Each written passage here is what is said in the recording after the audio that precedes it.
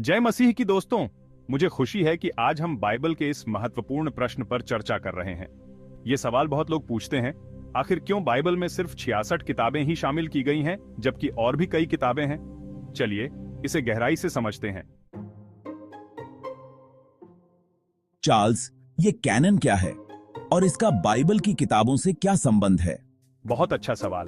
Cannon शब्द का मतलब होता है एक ऐसा मापदंड या नियम जिसके द्वारा किसी चीज की मान्यता या प्रामाणिकता को परखा जाता है।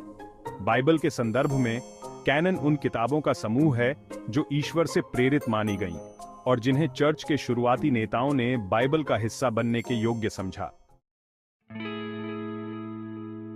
तो सबसे पहले हमें समझना होगा कि बाइबल के 66 किताबों का चुनाव कैसे हुआ। बाइबल के दो मुख्य भाग हैं, पुराना नियम और नया नियम।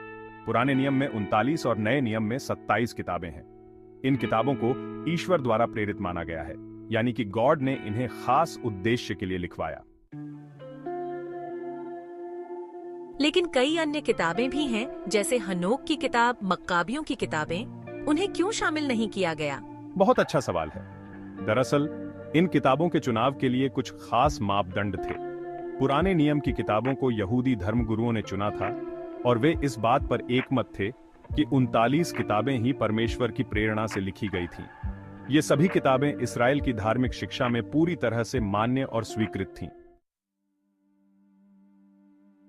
और नए नियम के बारे में क्या इसके चुनाव का तरीका अलग था? हाँ, नए नियम में भी मापदंड बिल्कुल स्पष्ट थे। चर्च के प्रारंभिक नेताओं ने देखा कि जो किताबें यीशु के शिष्यों या उनके करीबी अनुयायियों द्वारा लिखी गई थीं, जिनका लेखन प्रेरित परमेश्वर से होता था, उन्हीं को चुना गया। उन किताबों में सच्चाई और ईश्वर की शिक्षा में एकता थी।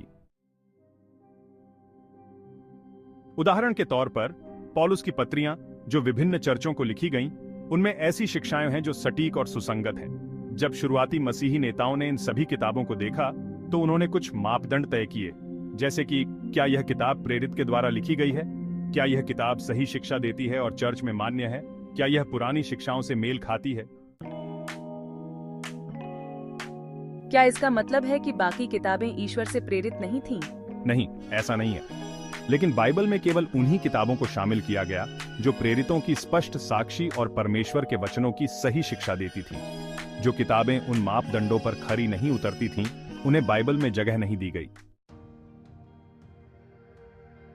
उदाहरण के लिए हनोक की किताब।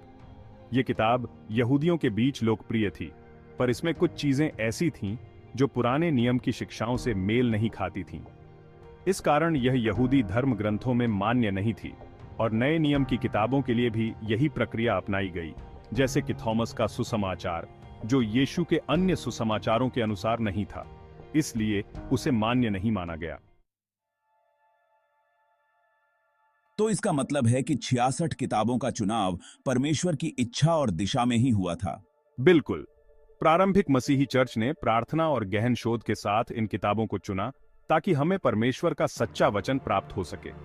इन किताबों में एक खास सामंजस्य है और ये हमें पूरी तरह से ईश्वर की योजना को समझने में मदद करती है।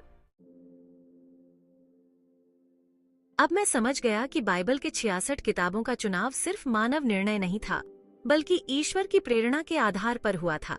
बिल्कुल सही। और यही कारण है कि हमें इस पर विश्वास रखना चाहिए और इन 66 किताबों में ही ईश्वर की पूर्ण शिक्षा को खोजना चाहिए। चार्ल्स, अगर आपको यह वीडियो पसंद आया और आपके दिल में बाइबल को समझने की उत्सुकता बढ़ी हो, तो इस वीडियो को लाइक करें, अपने दोस्तों के साथ शेयर करें और हमारे चैनल को सब्सक्राइब करें। हम मिलते हैं अगले वीडियो में। धन्यवाद। और जानिए बाइबल के अनमोल सत्य। हमारे चैनल को सब्सक्राइब करें।